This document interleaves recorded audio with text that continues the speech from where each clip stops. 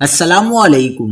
Umpire نے بے ایمانی کی، بھارت کے خلاف آخری اوور میں نواز کی نو بال متنازع قرار، سابق کرکٹرز برس پڑے، سوشل میڈیا پر بھی صارفین آگ بگولا۔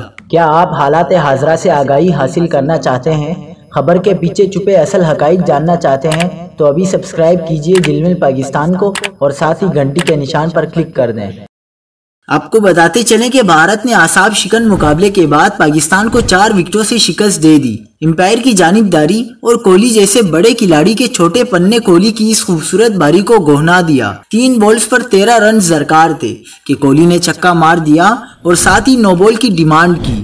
ایرزمس نے بھی فوراً نو بال نہ دی بلکہ کوہلی کے احتجاج پر بعد میں نو بال قرار دیا۔